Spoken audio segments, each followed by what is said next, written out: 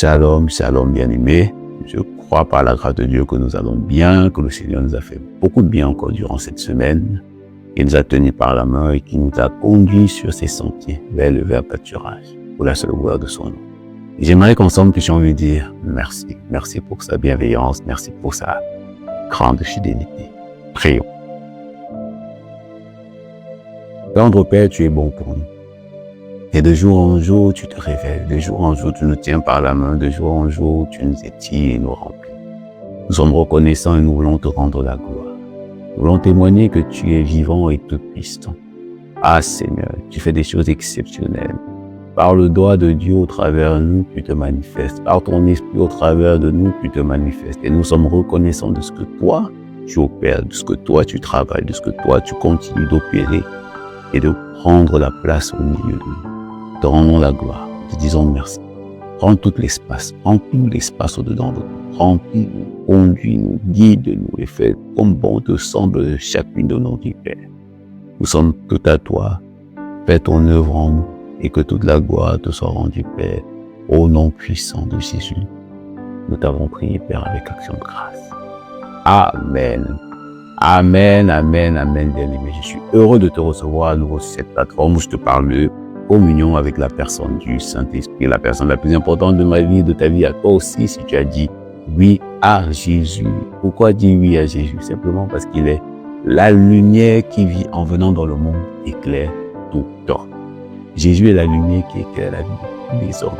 Là où hier tu marchais dans les ténèbres de l'alcool, les ténèbres de la drogue, il est la lumière qui vient pour t'éclairer. Alors je te conseille une chose, ouvre la porte de ton cœur à Jésus et laisse-le entrer afin qu'il éclaire ta vie, afin qu'il te montre le chemin, afin qu'il te montre la voie vers la vie, la véritable vie. Amen. C'est la parole que j'ai pour toi ce matin. Ouvre la porte de ton cœur à Jésus et laisse-le entrer. Comme je t'ai dit, je te parle de communion avec la personne du Saint-Esprit. Communion avec la personne la plus importante sur la terre. Le Saint-Esprit. Jésus à l'intérieur de l'homme. Jésus à l'intérieur de l'homme. Le Saint-Esprit. Opérant et travaillant au milieu de nous. Donc la semaine dernière, on parlait du fait qu'il était important de donner le pouvoir au Saint-Esprit. Important de donner le pouvoir au Saint-Esprit. Parce que c'est vrai, il est venu dans ton cœur, il est venu au pouvoir, mais il peut venir au pouvoir sans avoir les pleins pouvoirs. On s'est dit ça la semaine dernière.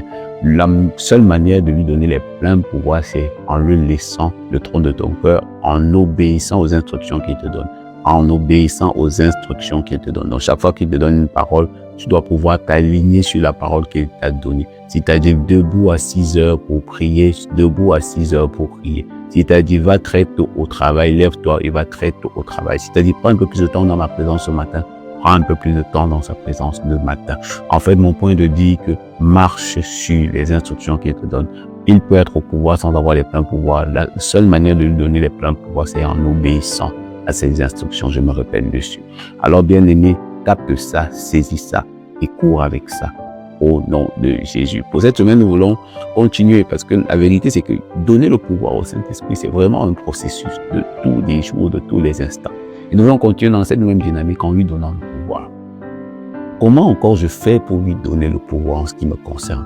Comment est-ce que je fais pour qu'il prenne les rênes de mon cœur, de ma vie? La Bible nous dit quelque chose et nous allons lire ça ce matin ensemble, le texte de Philippiens 2 à partir du verset 8, on va lire 8 et 9. Nous allons lire Philippiens 2, 8 et 9. Il est dit ceci. Il s'est humilié lui-même en faisant preuve d'obéissance jusqu'à la mort, même la mort sur la croix. C'est aussi pourquoi Dieu l'a élevé à la plus haute place et lui a donné le nom qui est au-dessus de tout nom. Ça, c'est la version second 21. La Bible dit qu'il s'est humilié lui-même en obéissant. Il s'est humilié. Je voudrais qu'on s'arrête sur le fait que lui-même s'est humilié. Il est descendu. Il était égal à Dieu. Il est descendu, il a quitté son trône de gloire. Il est descendu, il est devenu un simple homme. Il s'est humilié, il est devenu un simple homme et il est allé jusqu'à la mort de la croix.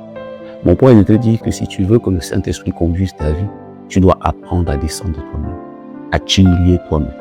Parce que si tu descends, si tu fais le choix de descendre, lui va t'élever, lui va te faire monter. C'est un principe. Si tu veux qu'il te fasse monter, il va falloir que tu descendes. Jésus s'est humilié Et le Saint-Esprit l'a élevé. Et le Père l'a souverainement élevé et lui a mis son nom au-dessus de tous les autres noms. Il l'a positionné au-dessus de tout. Mais avant, il s'est humilié. Avant d'être élevé, il s'est humilié. Ce n'est pas Dieu qui l'a humilié, c'est lui qui s'est humilié. Mon point est de te dire que si tu veux que le Saint-Esprit conduise ta vie et t'emmène dans les hauteurs, t'emmène haut, il va falloir que toi tu descends. Il va falloir que toi tu t'humilies. Il va falloir que toi tu acceptes le fait que tu n'es rien sans lui. Le fait que tu n'es pas capable sans lui. Le fait que tu n'es pas en mesure de faire quoi que ce soit sans lui. Il va falloir accepter de descendre. Il va falloir renoncer à tes capacités intellectuelles que tu penses avoir pour te soumettre entièrement à lui. En fait, il y a une dynamique ou une dimension où tu dois reconnaître en fait que sans lui, tu n'existes pas. Il est tout ce dont tu as besoin. Et tu dois t'humilier pour lui, accepter de descendre, pour que lui te prenne du bas, des profondeurs pour t'emmener dans les hauteurs. Jésus est descendu, il s'est humilié jusqu'à la mort de la croix. C'est pourquoi Dieu l'a souverainement élevé et lui a donné le nom au-dessus de tout, afin que quiconque croit, afin que quiconque confesse son nom, croit, reçoive la vie. Et non seulement, il dit en fait que, le nom au-dessus de tout nom, à la mention de ce nom, tout genou fléchit dans les cieux, sur la terre, sous la terre, et toute langue confesse que Jésus est Seigneur à la gloire de Dieu. Mais tout a commencé lorsqu'il s'est humilié, lorsqu'il est descendu, afin que le Seigneur l'élève. Et il nous dira, tous ceux qui s'humilient seront élevés. C'est pas moi qui le dis, c'est lui qui l'a dit. C'est un principe que Jésus a établi, qui est déjà établi dans l'univers. Tous ceux qui acceptent de descendre seront élevés. Mais lorsque tu acceptes de t'humilier devant le Père ou de t'abaisser devant le Saint-Esprit en reconnaissant que tu ne peux rien sans lui, alors il pourra te prendre pour t'emmener plus haut. Mon point te dit juste ce matin, apprends à lui céder la place en lui, en reconnaissant que sans lui, tu n'es pas capable, en reconnaissant que sans lui, tu ne peux rien faire, en reconnaissant que sans lui, tu es inapte. À ce moment-là, s'il voit cette sincérité dans ton cœur, il pourra te prendre pour t'emmener dans des endroits, dans des hauteurs dont tu n'as même pas encore idée. C'est la pensée que j'avais pour toi, c'est la parole que je voulais partager avec toi et je prie que tu saisisses quelque chose de ces paroles, que le Seigneur te bénisse abondamment. Sur ce, je ne peux que te souhaiter un excellent week-end, une excellente fin de semaine et une prochaine vidéo. Ciao, ciao. Bye bye.